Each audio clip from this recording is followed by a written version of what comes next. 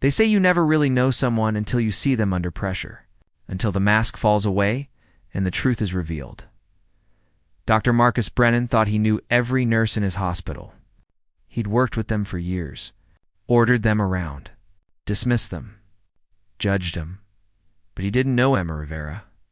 Nobody did. And when he grabbed her hair that night, when he humiliated her in front of everyone, he had no idea what he'd just set in motion. No idea that the quiet nurse standing before him had killed more enemies than he'd saved patients. No idea that she could end him with her bare hands before he even knew what was happening. He saw a nurse. Nothing more. He couldn't have been more wrong. This is the story of the night. Everything changed. The night a chief surgeon learned that respect isn't given, it's earned. And the night a humble nurse became a legend. Before we begin, if you love stories about underestimated heroes who shock everyone around them, hit that like button, share this with someone who needs to see it, and subscribe to Silent Badge Stories. Trust me, you won't want to miss what happens next. The fluorescent lights hummed above. The emergency room at St. Catherine's Hospital. It was 2:47 a.m. The night shift dragged on like every other nurse. Emma Rivera stood at the supply station, restocking gauze with steady hands. Her dark hair was pulled back in a simple ponytail. No makeup. Standard blue scrubs. A small silver cross hung around her neck. Nothing about her suggested anything extraordinary. She had worked at St. Catherine's for 11 months. Quiet, competent, forgettable. That was exactly how she wanted it. Dr. Marcus Brennan, the chief surgeon, stormed past her without a glance. He never looked at nurses. To him, they were furniture. Useful, but beneath his attention. Rivera, he barked over his shoulder. We need sutures in OR3 now. She simply gathered the supplies and followed. The operating room smelled of blood and antiseptic. A patient lay on the table, a construction worker who'd been impaled by rebar, critical but stable. Dr. Brennan's hands moved quickly, but his eyes kept darting to the clock. He had a golf game at sunrise. Clamp, he snapped. Emma handed it to him before he finished the word. Her movements were precise, efficient. She anticipated every need. You're slow tonight, Rivera, Dr. Brennan said, though she wasn't. He liked to criticize. It made him feel important. Maybe you should consider a different profession. Emma said nothing. Her dark eyes remained focused on the surgical field. If you're enjoying this story of a nurse who's more than she appears, make sure to subscribe to Silent Badge Stories. You won't believe where this is going. Dr. Brennan sutured the last layer of tissue. His technique was adequate. Nothing more. Emma had seen better work in field hospitals under mortar fire. She kept that thought to herself. The patient stabilized. Dr. Brennan stripped off his gloves and tossed them toward the waste bin. He missed Emma would clean it up later. She always did. Good work, everyone, Dr. Brennan announced to the room, as if he'd done it alone. He turned to leave, then paused. His eyes landed on Emma. Actually, Rivera, before you go? She looked up. Your hair, he said, gesturing dismissively. It's coming loose. Sloppy. We run a professional operation here. It wasn't loose. Her ponytail was perfect, secured with a simple black elastic. But Dr. Brennan had already moved closer. He reached out and grabbed her hair, not gently, not professionally. He gripped the ponytail and tugged as if inspecting livestock. See, he said to the other surgical staff, this is what I'm talking about. Attention to detail matters. The room went silent. Emma Rivera didn't move, didn't flinch. Her hands remained at her sides, but her eyes changed. Just for a moment, something flickered there. Something cold and dangerous. Something that had no place in a community hospital in suburban Virginia. Dr. Brennan didn't notice. He was too busy enjoying his power. He released her hair and stepped back, satisfied. Clean this up, he said, gesturing to the operating room, and do better tomorrow. He walked out. The door swung shut behind him. Emma stood perfectly still for 3 seconds. Then she resumed her duties, collecting instruments, wiping down surfaces. Her face revealed nothing, but in the hallway outside, Her phone buzzed in her locker. A secure message. Encrypted. 4 words. Package inbound. Stay ready. Emma Rivera, who was not really Emma Rivera, continued cleaning. She had been waiting for this message for 11 months, and Dr. Marcus Brennan had just made a very serious mistake. The kind of mistake that would change everything, because in approximately 6 hours, every assumption about the quiet nurse would shatter like glass. At 9:15 a.m., Emma sat in the hospital cafeteria. Black coffee. No sugar. She ate a plain bagel and scrolled through her phone like everyone else.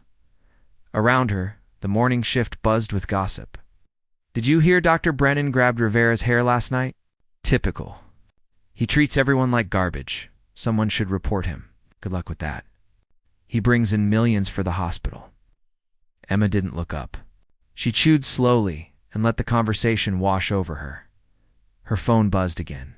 Not the regular phone. The other one.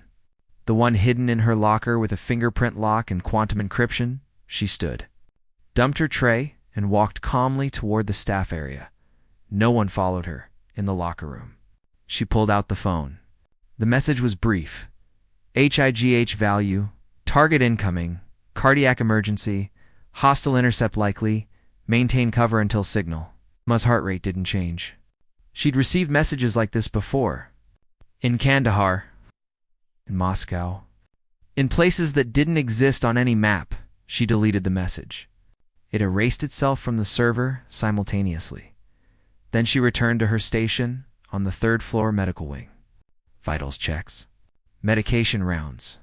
The mundane rhythm of hospital work at 10:33 a.m. The emergency room exploded into chaos. Ambulance sirens screamed outside. 3 of them. No. 4.Mr heard the commotion from 2 floors up. She moved to the stairwell, listening. Critical patient incoming. Someone shouted, "Cardiac arrest. We need all hands." Dr. Brennan's voice boomed over the intercom. All available surgical staff to ER1 immediately. This is a priority case. Emma descended the stairs smoothly, not running, not drawing attention when she reached the emergency room. She saw the patient being wheeled in, male mid-50s, expensive suit. Even in crisis, she could tell it was custom-tailored. His face was pale, lips blue. 2 paramedics worked frantically over him, performing CPR. But Emma recognized something else. The earpieces on the paramedics? Wrong frequency. Wrong design. The bulges under their jackets. Weapons. And the patient himself. She'd seen his face in classified briefings. Senator Richard Castellano, chairman of the Senate Intelligence Committee. The man who knew every secret the United States government kept. He wasn't supposed to be here. This wasn't his district. This wasn't his hospital. This was an intercept. Clear the hallway, Dr. Brennan commanded, rushing forward. Get me vitals. Start an IV. Move, people. Emma stepped back against the wall. Her eyes tracked everything. The fake paramedics. The 3 men in suits who'd followed the ambulance inside, claiming to be security, the way they positioned themselves at the exits. She counted weapons. 5 visible. Probably 8 total, Nurse Rivera. Dr. Brennan shouted. Don't just stand there. Get over here. Emma moved forward. She took her position beside the gurney. The senator's eyes fluttered open for just a moment. They locked onto Emma's face.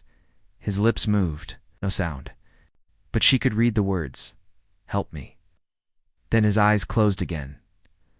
Dr. Brennan worked frantically, barking orders. He was a talented surgeon, but he was also arrogant. Tunnel vision. He saw only the medical emergency. He didn't see the threat. Emma did. One of the fake paramedics caught her eye. His hand drifted toward his jacket. She gave him nothing. No recognition. No fear. Just a nurse doing her job. We need to move him to surgery, Dr. Brennan announced. OR2. Now, no, one of the suited men said. His voice was flat. Professional. Stays in the ER. Stabilize him here. Dr. Brennan turned, furious. I'm the chief surgeon. I don't take orders from security guards. This patient needs immediate surgical intervention. The man stepped closer. You'll do as you're told, doctor. Something was wrong. Terribly wrong. Emma's mind raced through scenarios. If these men were hostile, they'd want the senator isolated, contained. The ER was too public, but they couldn't risk moving him themselves without triggering hospital protocols. They needed Dr. Brennan to cooperate, and when he didn't, the suited man's hand moved inside his jacket. Everything slowed down. Emma saw the weapon before anyone else did. A compact pistol. Suppressor already attached. She had maybe 2 seconds to decide. Maintain cover. Let the situation play out. Wait for backup or act. Dr. Brennan was still arguing, oblivious. 3 nurses stood frozen nearby. Security wouldn't arrive for minutes. The hospital had no idea what was happening. The gunman's finger touched the trigger. Emma Rivera. It wasn't really Emma Rivera. Made her choice, she moved. Her hand shot out and struck the gunman's wrist with surgical precision. The gun clattered to the floor. Then she swept his legs and drove him face first into the tile. It took 1.5 seconds. The emergency room erupted into screams. Dr. Brennan stumbled backward. Eyes wide with shock, the other suited men reached for their weapons, and Emma Rivera stood over the unconscious man. Her expression calm, her breathing steady. Everyone stay back, she said quietly. This is now a federal situation. Her voice had changed. The soft, deferential tone was gone. This voice carried command, authority. Kind that came from years of leading operations in the darkest corners of the world. Dr. Brennan stared at her like she'd grown a second head. Rivera. What the hell are you quiet? Emma said, and he went quiet because something in her eyes made it very clear that she was no longer asking. The 3 remaining men drew their weapons in. Unison, professional, coordinated, trained. But Emma was already moving. She kicked the fallen pistol toward Dr. Brennan. Don't touch it. Evidence, then she positioned herself between the gunman and the senator's gurney. Her hands were empty, but her stance was perfect, balanced, ready. You're making a mistake, one of the men said. His accent was slight. Eastern European. Walk away, nurse. Can't do that, Emma replied. Her eyes flicked to the emergency room layout. 12 civilians. 2 exits. 3 hostiles with firearms. The senator unconscious and vulnerable. Bad odds. But Shed worked with worse. Last chance, the gunman said. His finger tightened on the trigger. Emma's hand moved to her neck. She gripped the silver cross hanging there and twisted it sharply. The cross opened. A tiny transmitter inside. She pressed it once, miles away. In a nondescript building in Arlington, alarms screamed to life. Security, we need lockdown. Dr. Brennan finally found his voice. Security? They're not coming, Emma said calmly. She kept her eyes on the gunman. Your security office is compromised. These men cut the feed 8 minutes ago. Dr. Brennan's face went white. How do you because have been watching them since they arrived? One of the gunmen laughed. You're observant, little nurse. It doesn't matter. You're unarmed, alone, and way out of your depth. Emma tilted her head slightly. 2 things. First, am never unarmed. Second, am not alone. As if on cue. The hospital's main entrance door slammed open, heavy boots on tile, fast, precise. 6. Figures in tactical gear poured into the corridor. They moved like water, flowing around obstacles, weapons up, clearing angles with practiced efficiency. Federal agents. One shouted, "Drop your weapons." The gunman hesitated. They'd planned for hospital security, maybe local police. They hadn't planned for this. Emma used their moment of distraction. She lunged forward and grabbed the nearest gunman's wrist, twisting it with brutal efficiency. The weapon discharged into the ceiling. Acoustic tiles rained down. Then she swept his elbow backward, hyperextending the joint. He screamed and dropped. The tactical team engaged the other two hostiles. The firefight lasted for seconds. When the smoke cleared, all three gunmen were on the ground, disarmed, secured. The fake paramedic Emma had knocked out earlier was zip-tied and being dragged away. Dr. Brennan stood frozen against the wall, his face pale, his hands trembling. Around him, nurses and staff huddled together, trying to process what had just happened. Emma moved immediately to the senator's gurney. She checked his vitals with practiced hands. "Pulse weak but steady," she announced. "He needs surgery, but Hayes stable." One of the tactical agents approached her. Body armor, rifle across his chest. He moved with the easy confidence of someone who'd seen combat. He stopped 3 feet away and nodded. "Ma'am, just that, ma'am, not nurse." "Not Rivera, ma'am," Dr. Brennan noticed. His eyes narrowed. "What the hell's going on here? Rivera, who are these people?" Emma didn't look at him. She was still focused on the senator, Dr. Brennan. "I need you to prep OR2. This patient requires immediate cardiac surgery. Don't you tell me now." Her voice cracked like a whip. Dr. Brennan flinched. He actually flinched. This was the same man who'd grabbed her hair 12 hours ago, who'd called her slow, who'd treated her like an incompetent servant. He opened his mouth to argue. Then he saw the tactical team's weapons, the unconscious gunman, the blood on the floor, and the way every single federal agent in the room was watching Emma Rivera like she was the one in charge. He closed his mouth. "Ill prep the OR," he muttered. "Good," Emma said. Then, to the tactical team leader, "Perimeter? Secure, ma'am. We've locked down the hospital. No one in or out. Local PD is establishing an outer cordon. Casualties? None. Clean intercept." Emma nodded. "Sweep the building." These 4 weren't alone. They had inside help. "Find them." "Yes, ma'am." The agents dispersed with military precision. Dr. Brennan hadn't moved. He was staring at Emma like he'd never seen her before, because he hadn't. "Rivera," he said slowly. "What? What are you?" Emma finally looked at him. Her eyes were different now, harder. The mask of the quiet, deferential nurse had fallen away completely. Right now. "In the person keeping this hospital from becoming a crime scene, but you're a nurse. You've been here almost a year? I've seen your file. You're just what, doctor?" He swallowed hard. "I don't understand. You don't need to." She turned back to the senator. His color was improving. The immediate crisis had passed, but he still needed surgery. Another agent approached. Female, shorter than Emma, but just as controlled. She carried a tablet and a tactical radio, "Ma'am. We've identified the inside contact. Dr. Andrew Reeves, night shift administrator. He was paid to reroute the ambulance here. We have him in custody." Emma's jaw tightened. "Good. FBI. N. Route. A to 6 minutes. Tell them to bring a SCIF. The senator will need to be debriefed once Hayes stable." "Copy that." The agent moved. Dr. Brennan was still standing there, his mind clearly struggling to reconcile the nurse had known with the woman giving tactical orders. "You've been undercover?" he said finally. "This whole time. You've been... what? CIA? FBI?" Emma didn't answer. She was checking the senator's IV line. "The hair," Dr. Brennan continued, his voice hollow. "When I grabbed your hair, you could have yes," he paled.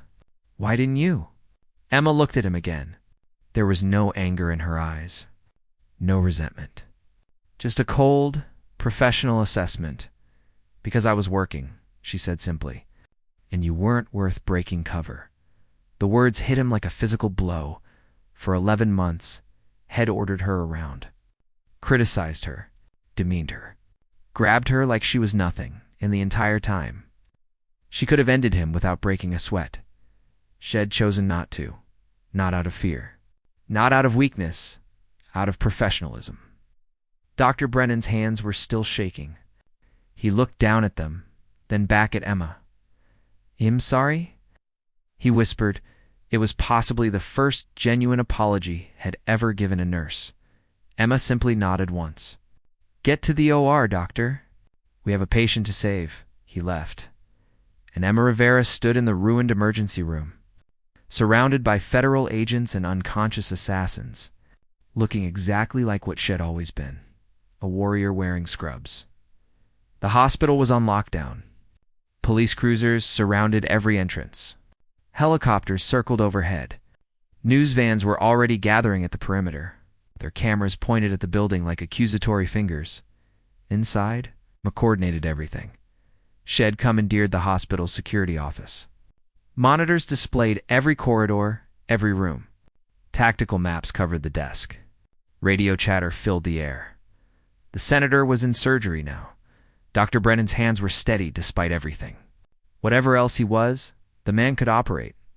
Emma stood before the monitors, arms crossed, watching. A federal agent approached. Young, maybe 20. He carried himself with the rigid posture of someone fresh out of Quantico. "Ma'am, we've completed the sweep. Found 2 more hostiles posing as orderlies on the 4th floor. Both in custody? Good. Intel. They're not talking." Yet Emma nodded.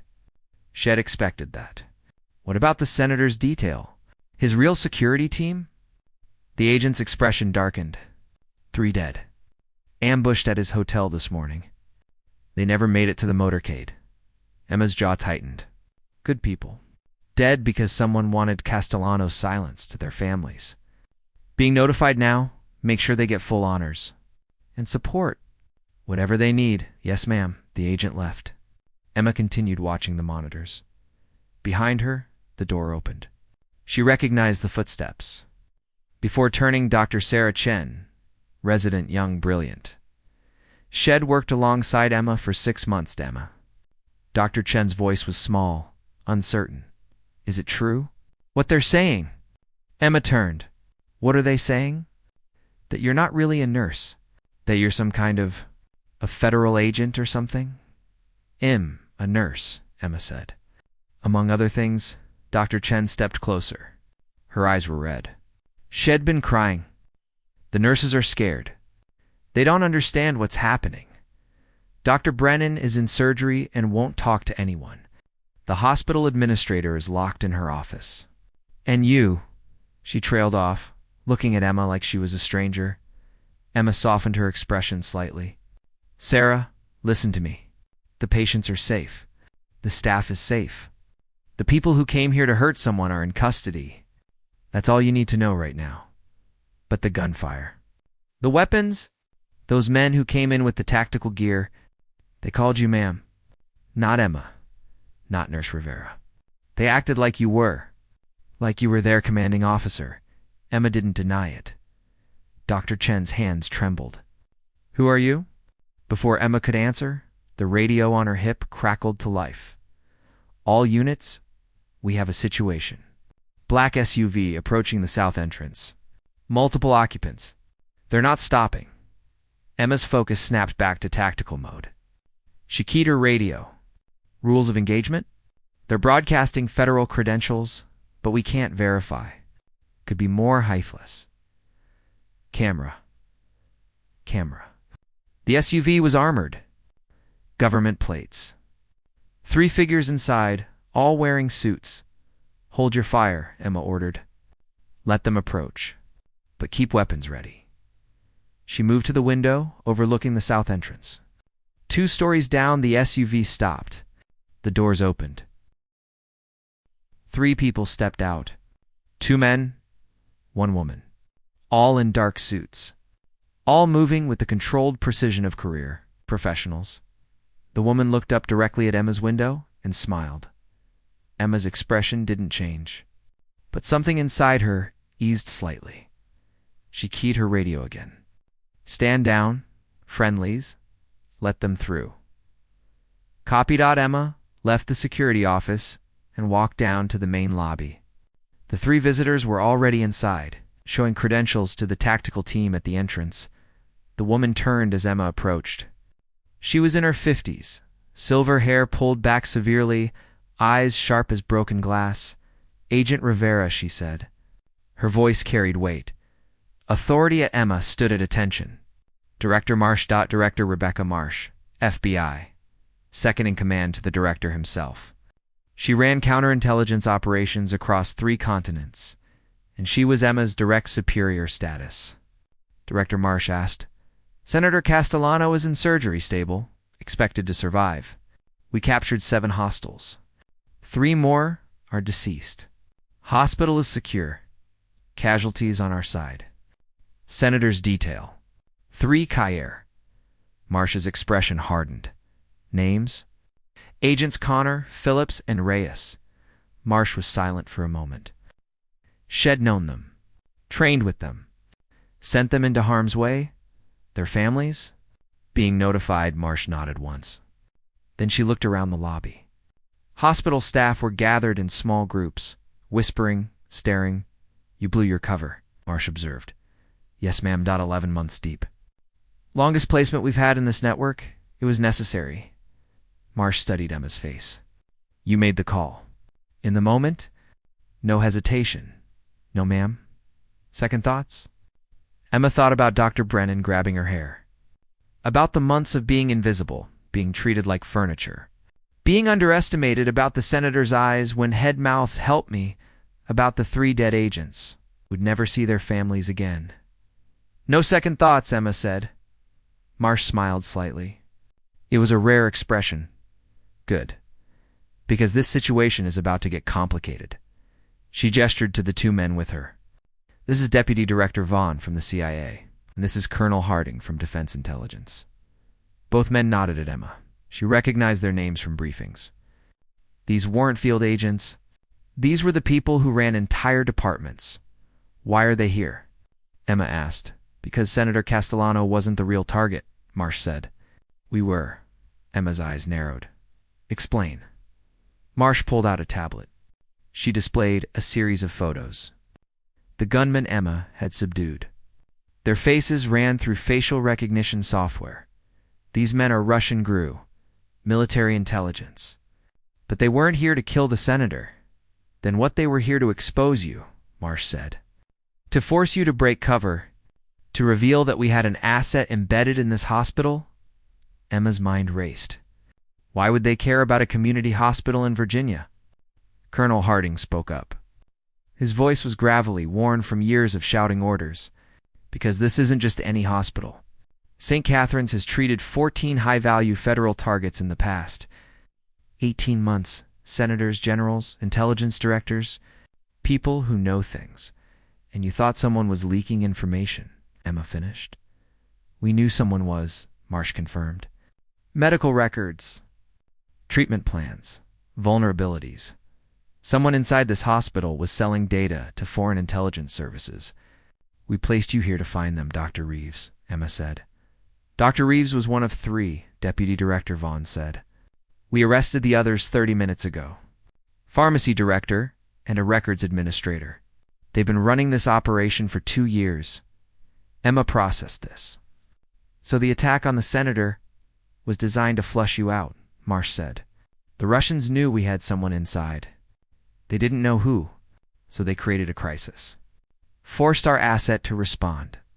Now they know. Which means my cover is burned, Emma said. Completely, Emma looked around the lobby again. At the nurses who'd worked beside her. At the doctors who'd dismissed her. At the building shed called home for 11 months. What now? She asked. Mars HS's expression was unreadable. Now, things get interesting. Because while you were saving the senator, we identified every member of the Russian intelligence cell operating in this region. 12 operatives. We have them all in custody, she paused. You didn't just save one man's life, Agent Rivera. You broke an entire spy network. Emma absorbed this. 11 months of being invisible, being small, being nothing, and it had led to this. There's more, Colonel Harding said. He looked uncomfortable. The senator is awake, post-surgery, stable, and Hayes asking for you. For me. By name. He says he needs to speak with Emma Rivera. Immediately, Emma frowned. How does he know my name? The 3 senior officials exchanged glances. Director Marsh spoke carefully. Agent Rivera, Senator Castellano, isn't just any politician. Hayes, the chairman of the Senate Intelligence Committee, he knows things. Secret things. Things that even we don't know. What kind of things? Marsh hesitated. Then, he says he knows who you really are. Your actual identity. Before you became Emma Rivera, the temperature in the room seemed to drop. Emma's face remained neutral. But her mind was screaming. No one knew her real identity. That file was classified above top secret, buried so deep that even most federal agencies couldn't access it. That's impossible, Emma said quietly. Apparently not, Marsh replied. Which is why you need to talk to him. Now Emma walked through the hospital corridors toward the recovery wing. The hallways were empty now, cleared by federal agents. Her footsteps echoed against tile floors. 2 armed guards stood outside the senator's room. They nodded as she approached and stepped aside. Emma pushed open the door. Senator Richard Castellano lay in the hospital bed, propped up slightly. Tubes ran from his arms. Monitors beeped steadily. His color was better now, pink returning to his lips, but his eyes were sharp, alert. The eyes of a man who'd spent 40 years in Washington, learning everyone's secrets. Nurse Rivera, he said. His voice was weak but clear. Or should I call you by your real name? Emma closed the door behind her. She stood at the foot of his bed, hands clasped behind her back. I'm not sure what you mean, Senator? He smiled slightly. Please, don't insult my intelligence. You just took down 7 trained assassins. You command federal agents like a general. And you've been undercover in this hospital for almost a year? Emma remained silent. The senator continued. I recognized you the moment they brought me in. Even through the pain. Even half dead. I saw your face, and I knew exactly who you were. Senator Lieutenant Commander Sophia Cross, he said quietly. Navy SEAL. 3rd woman ever to complete Bud S training. Served in 4 combat theaters. Decorated with the Navy Cross, Silver Star, and 2 Purple Hearts. Transitioned to Naval Intelligence in 2019. Officially retired in 2021. Emma's expression didn't change, but her fingers tightened behind her back. The senator knew. Everything that file is classified. She said, everything is classified in this town, the senator replied. Doesn't mean people don't know. He shifted slightly in the bed, wincing. When they told me someone had tried to kill me, that I'd been intercepted and saved by a nurse, I knew it had to be you. Because 16 months ago, I personally signed off on your deep cover assignment. Am one of 3 people who knew you were here? Emma's mind raced. If you knew I was here, then you knew this hospital was compromised. I suspected. I didn't have proof. That's why you were placed here. To find it, and the attack on you? The senator's expression darkened. That was a message. For me. From people who want me quiet? About what? He was silent for a long moment. Monitors beeped. Somewhere down the hall, a door closed. Commander Cross, do you know why I chair the Intelligence Committee? Because you have seniority in political capital. No, because I know where all the bodies are buried. Literally and figuratively. I've been privy to every classified operation this country has run for 23 years. Every secret. Every lie. Every deal we've made with devils. He coughed, then continued. 3 weeks ago I learned something. Something that would end careers. Destroy agencies. Maybe even bring down administrations. Emma leaned forward slightly. What did you learn? That someone inside the federal government has been selling operational intelligence to foreign powers. Not just medical records. Real intelligence. Mission details. Asset identities. Safe house locations. Emma's blood ran cold. How many assets compromised? At least 40. Maybe more. We don't know the full extent yet. Casualties? The senator's jaw tightened. 11 confirmed dead. 17 missing, presumed captured or killed. Emma closed her eyes briefly. 11 dead. People like her. People who'd believed they were protected. Who's responsible? She asked. That's what I've been trying to find out. It's someone high level. Someone with access to everything. And when I got close to identifying them, they tried to kill you. Yes, Emma paced to the window. Outside, the sun was setting.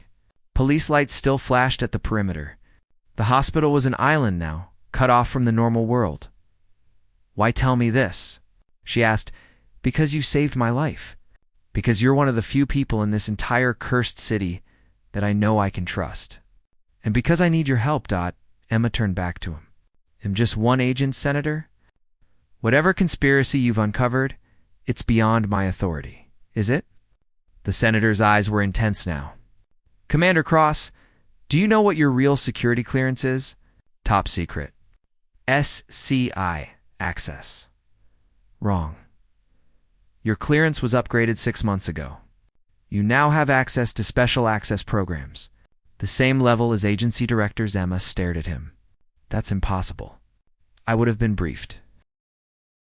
You were never told because the upgrade was classified itself. I authorized it personally because I knew I might need someone like you. Someone outside the normal chain of command. Someone who couldn't be bought or compromised. He reached for a tablet on the bedside table. His hand shook slightly, but he managed to unlock it and pull up a file.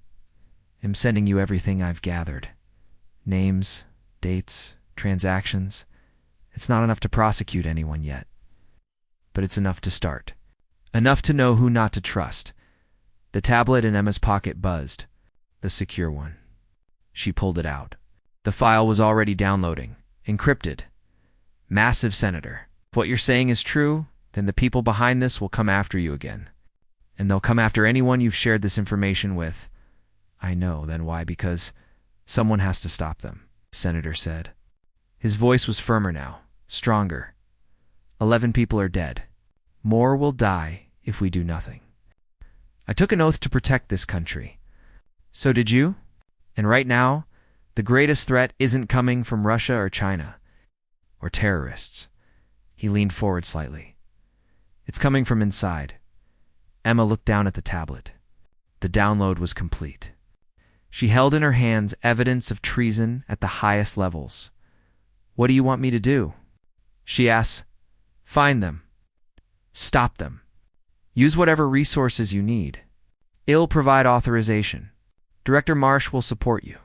But you need to move fast. Because the moment they realize I'm alive and talking, he didn't need to finish the sentence. A knock at the door interrupted them. One of the guards stepped inside. Commander Cross, Director Marsh needs you downstairs. We have a situation. Emma looked at the senator. He nodded. Go ill, be safe here. These agents are hand-picked. Loyal. Emma turned to leave, then paused. Senator, one question. How did you really know it was me? You said you recognized my face, but if had extensive cosmetic alterations. The Emma Rivera identity was designed to be completely separate from Sophia Cross. The senator smiled slightly. Your eyes, Commander. You can change your face, your hair, your voice, but a warrior's eyes never change. I've seen enough of them in my career. And when I looked at you this morning, even half dead, I saw exactly what you are. Emma nodded once. Then she left.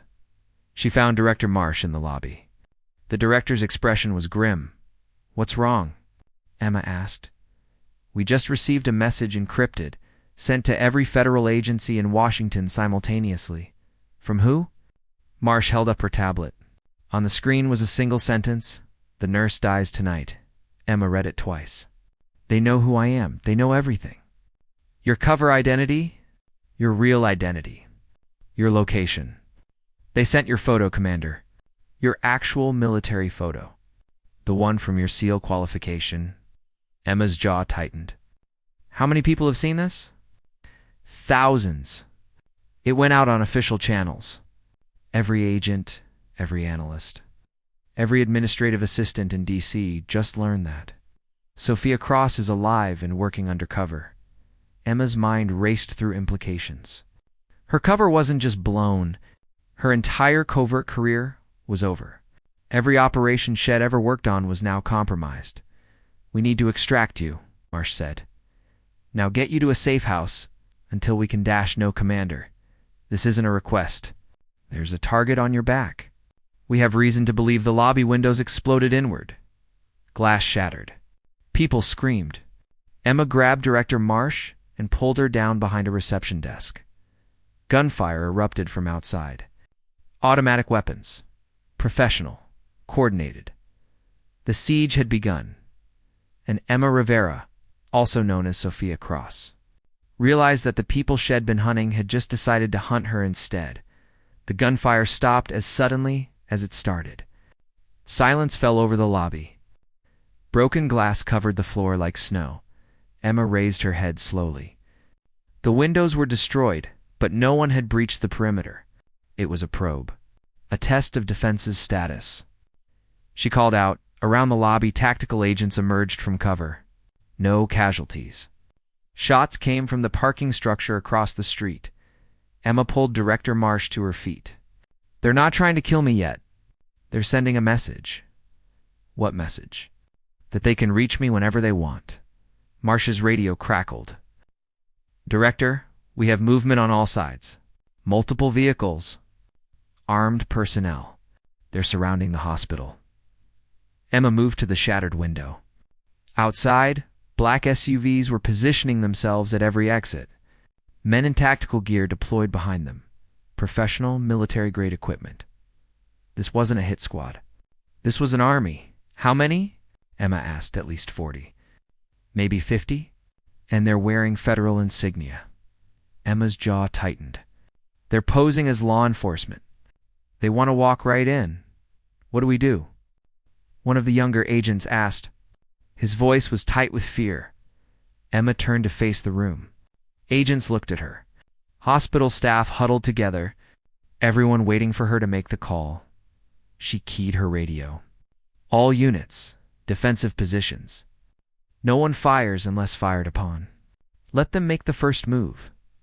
Then she turned to Director Marsh. How many loyal agents do we have in this building? 24. Plus local police outside. Not enough, Commander. We need to request backup. Military National Guard. No time. They'll breach before anyone arrives. Emma paced, thinking. Outside, the hostile forces were organizing. They'd move soon. Minutes, not ours. The senator, Emma said suddenly. Haze the target. If they can't get to him, they'll burn this whole building down. Marsh's eyes widened. We need to evacuate him. Can't haze post-surgery. Moving him could kill him. Then what? A voice crackled over the hospital's public address system. Not hospital staff. Someone else had hacked the system. Commander Sophia Cross. We know you're inside. We know the senator is inside. You have 5 minutes to surrender both yourself and Senator Castellano. If you refuse, we will enter by force. Casualties will be your responsibility. The voice was calm, professional. American Emma looked at Director Marsh. They're not foreign intelligence. This is domestic. How can you tell? The accent, the phrasing, the way they're operating. These are American operators. Former military? Maybe current Mars HS. His face went pale. You're saying American soldiers are attacking a hospital? I'm saying someone has enough power to command American soldiers, someone high enough that 40 men will follow orders to commit treason. Emma's mind raced through the senator's information. Someone inside the government, someone with access to operational intelligence, someone who could move assets without question. For minutes, the voice announced. Emma made her decision. She turned to the assembled agents. I need you to protect the senator. Whatever happens, he survives. Understood? Commander, what are you going out there? Director Marsh grabbed her arm. That's suicide. Maybe. But it's the only way to buy time. Time for what? Emma smiled slightly. For the cavalry to arrive. She walked to the shattered window. Broken glass crunched under her feet. Outside, the hostile forces watched. Waiting, Emma raised her hands and stepped through the window frame. She walked slowly across the parking lot. No weapons, no backup. Just a woman in blood-stained SCRUBS. The tactical team tensed as she approached. Weapons tracked her movement. A man stepped forward, tall, 50s, silver hair. Expensive tactical gear. He carried himself with the bearing of someone who'd commanded men for decades. "Commander Cross," he said. "Good of you to join us. Who are you?" Emma asked Todd. "Colonel Richard Vance. U.S. Army retired. You're a long way from retirement, Colonel." He smiled coldly. "Some of us never truly retire. We just find new employers. Let me guess. Someone who pays better than Uncle Sam. Someone who understands that patriotism is just a word. Money is real. Power is real. Everything else is theater." Emma stopped 10 feet away from him. "You're here for the senator. I'm here to clean up a loose end. The senator knows too much. Talks too much. He was supposed to die quietly. But you interfered. Doing my job? Your job is over, Commander. You're blown. Everyone knows your face now. Your career in intelligence is finished. Walk away? We'll let you live." Emma laughed. Actually laughed. "You think I care about my career? Everyone cares about something. You're right. I care about those 11 dead agents. The ones who died because someone sold their identities. I care about stopping whoever's responsible." Vance's smile faded. "The senator told you. He told me enough. Then you know too much to walk away, probably." Vance gestured. His men raised their weapons. 40 barrels pointed at Emma. She didn't flinch. "You're not afraid?" Vance observed. "I've been shot at by better people in worse places. That's the difference between you and me, Commander. I don't take chances." His finger moved toward his radio. The signal to fire, then the sky erupted with sound. Helicopters, not news, military, Black Hawks, 4 of them. Coming in low and fast. They circled the hospital like predators. Vance looked up, his confidence cracking. "What is this?" Emma smiled. "That's the cavalry." The helicopters descended. Ropes dropped. Figures in full tactical gear fast troped down. 20, 30, 40. And they kept coming. These weren't FBI agents. These weren't police. These were soldiers. Real ones. Special operations. The kind of people you only saw in classified briefings. They hit the ground and formed a perimeter around Emma. Weapons up. Professional. Silent. Vance's. Men were surrounded. A final helicopter landed in the parking lot. The side door opened. A man stepped out. 4 stars on his uniform. Tall, weathered. The kind of face that had seen every war America had fought in the last 30 years. General Marcus Webb, Chairman of the Joint Chiefs of Staff, the highest-ranking military officer in the United States. He walked directly to Emma, the most powerful general in the world. Approaching a nurse in blood-stained SCRUBs, and he saluted. Sharp, crisp. "Perfect, Commander Cross," he said. His voice carried across the parking lot. "It's an honor." Behind him, Vance's face had gone white. Emma returned the salute. "General Webb." The general turned to face Vance and his men. "Colonel Vance, you're under arrest for treason, conspiracy to commit murder, and about 40 other charges ill personally make sure stick. You can't, I can." "I am, stand down." Vance looked around. His men were outnumbered 3-1. Professional operators knew when they were beaten. Slowly, weapons lowered. Special Forces soldiers moved in. Zip ties, handcuffs, Miranda rights read with military precision. "General." Webb turned back to Emma. "Senator Castellano called me personally 30 minutes ago. Told me everything. Told me you needed help. Hayes supposed to be recovering. He is. Stubborn old man talked his way past every nurse and doctor. Made the call himself." Emma shook her head. "Politicians." The general's expression softened. "Commander, what you did today. What you've been doing for 11 months. This country owes you a debt.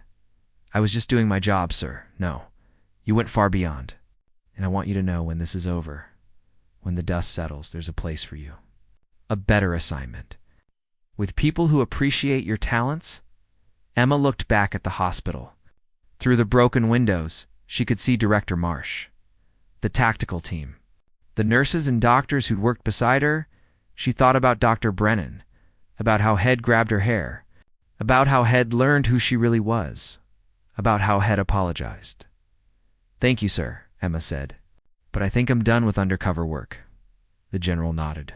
"Understood. What will you do?" Emma looked down at her scrubs, at the blood and glass, at the name tag that still read Rivera. "I think," she said slowly, "I'll go back to being a nurse. A real one this time. No secrets, no covers. Just helping people. The world needs warriors. Commander, maybe, but it needs healers too." The general studied her face. Then he smiled. "Dismissed, Commander. Go take care of your patient." Emma walked back into the hospital. The staff parted as she passed. They looked at her differently now, not with fear. With respect, with awe. She found Dr. Brennan in the hallway outside the senator's room. He was still in surgical scrubs. He looked exhausted. When he saw her, he straightened. "Rivera, I mean, Commander?" I don't know what to say." Emma stopped in front of him. "How's the senator?" "Stable. Recovery is progressing well." "Hell live." "Good." They stood in silence for a moment. Sorry," Dr. Brennan said finally. "For everything. For how I treated you." "For not seeing." "Stop," Emma said gently. "You saw what I wanted you to see. That was the point still." I was a fool." Emma almost smiled. "You're a good surgeon, Dr. Brennan. Just work on being a better person." She moved past him toward the senator's room. Behind her, Dr. Brennan spoke quietly. "For what it's worth, you're the best nurse I've ever worked with." Emma paused, turned back. "Thank you, doctor." Inside the senator's room, the old man was awake. He smiled when he saw her. "I heard helicopters," he said. "Did I miss the exciting part?" "You called in the entire military, Senator. You missed nothing." He chuckled, then winced at the pain. "Worth it? They get Vance?" "They got everyone good. That's good." Emma pulled up a chair and sat beside his bed. "You should be resting. I'll rest when I'm dead. Which, thanks to you, won't be for a while yet." They sat in comfortable silence. Outside, the sun had set completely. The police lights still flashed. But the crisis was over. The war was won. "What now, Commander?" the senator asked. Emma thought about her answer. About the last 11 months, about who she'd been and who she wanted to be. Now she said, "I think it'll just be Emma for a while." "Just Emma?" "Just Emma," the senator smiled. "The world could use more people like you, Emma Rivera. The world has plenty of warriors, Senator. It needs more people who care. Perhaps you're both." Emma didn't answer. She just sat with the old man, keeping watch while he slept. A nurse who was more than a nurse. A warrior who chose compassion. A woman who'd saved a life and changed everything. And as the night deepened around St. Catherine's Hospital, Emma Rivera finally allowed herself to rest. The battle was over, but her real work helping people, healing wounds, making the world just a little bit better, was just beginning.